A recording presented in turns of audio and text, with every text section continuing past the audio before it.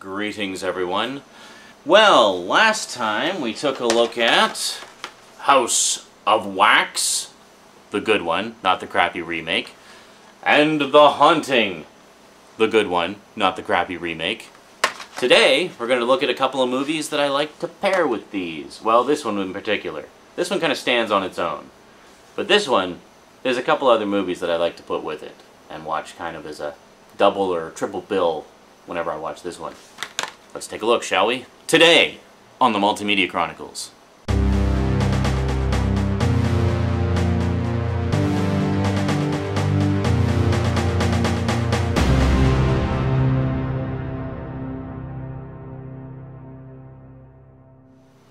Welcome back. Now, one that I like to pair with The Haunting is this one, The Innocence, from 1961. The Haunting was 1963. I think I said 61 earlier, my bad.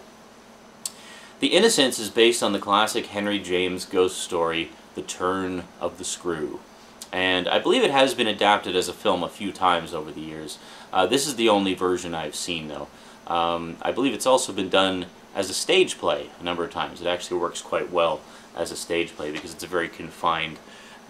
that's the beautiful thing about these haunted house movies, is they kind of play out as claustrophobic horror stories. It's like you can't get out, you can't escape the evil that is plaguing you.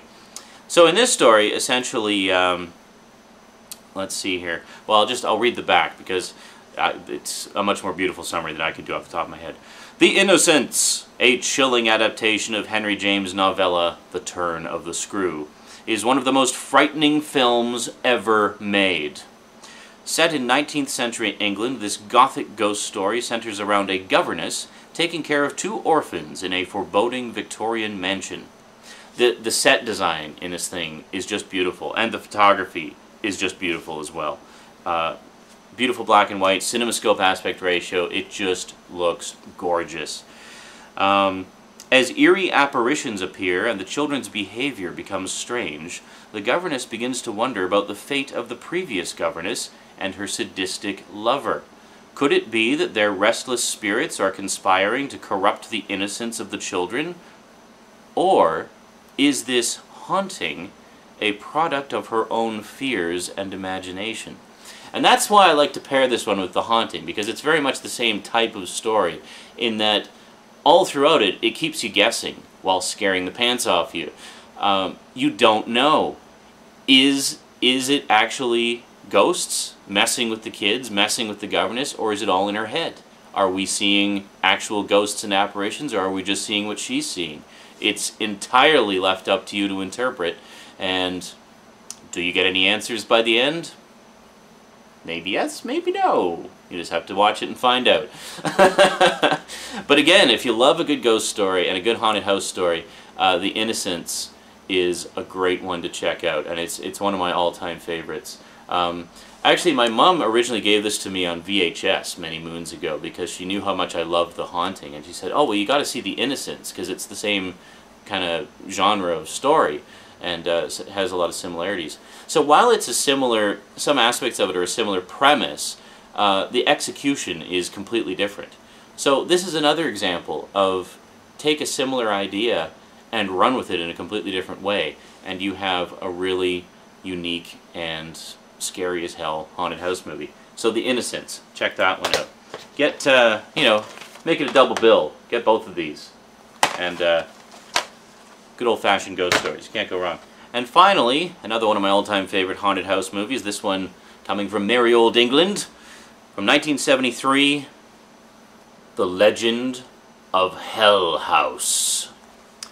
Where does it say? Leave your sanity on the doorstep. Let's read the back, shall we? It sits there, shrouded in mist and mystery, a nesting place for living evil and terror from the dead. It's Hell House.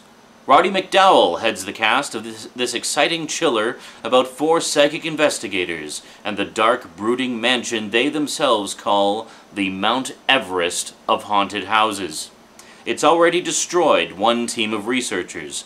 Now this brave quartet ventures in for another try at unraveling its secret. But before they succeed, they must suffer through madness, murder, and everything else the spirits that dwell here have in store for them. yet learning the truth just might drive them all insane. An ingeniously devised ghost story, The Legend of Hell House will thrill and delight veteran horror fans from the first creaking door to the very last slithering shadow. Now again, the thing I love about this is it's a haunted house movie that doesn't show you too much. Yes, things happen. Yes, you see things. But just enough to get your imagination running in overdrive and scaring the hell out of yourself, essentially, as you're trying to figure out what's going on. This is just a roller coaster ride of a haunted house movie, and such a great cast in it. I mean, Roddy McDowall is one of my all-time favorite actors, may he rest in peace. Most people probably remember him from the Planet of the Apes movie.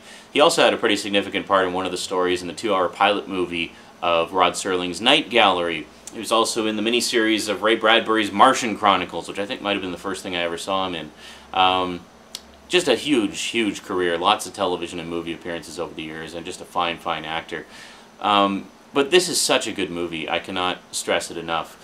The first time I saw this, I was actually at my girlfriend's place at the time, and she was not big on horror movies.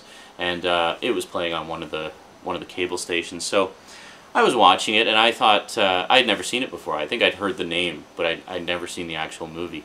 So I was watching a bit of it, and there's this one part where it's really quiet for a while, and then suddenly there's this absolutely blood-curdling scream that's just the loudest thing you've ever heard. And then she turns to me and says, "Can you turn that down?" It's like, okay, give me a break. A, I've never seen the movie before. B, it's been quiet for the past 15 minutes. How am I to know there's suddenly going to be a blood-curdling scream? You know? It's like one scream in like 20 minutes. And you're getting on my case? I didn't make the movie! I'm just watching it! Yeah, needless to say, that relationship didn't last very long. Anyway, Legend of Hell House, another all-time great horror movie.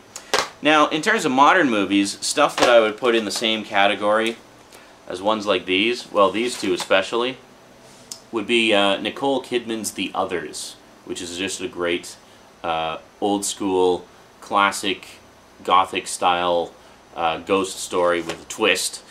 And, yeah, so I would definitely include The Others in with this one. I don't actually have The Others on DVD, unfortunately.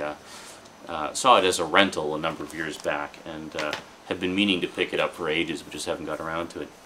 So there you go. So to summarize, House of Wax, gothic horror at its finest with Vincent Price in his prime. The Haunting, a genuinely scary ghost story, vastly superior to the remake, and ironically with far fewer effects. Twin Peaks fans might want to check this out because Russ Tamblyn is one of the main characters in it. Russ Tamblyn, of course, played the crazy Dr. Jacoby in Twin Peaks. Well, he's much younger in this one. You know which one he is? He's that strapping young buck right there.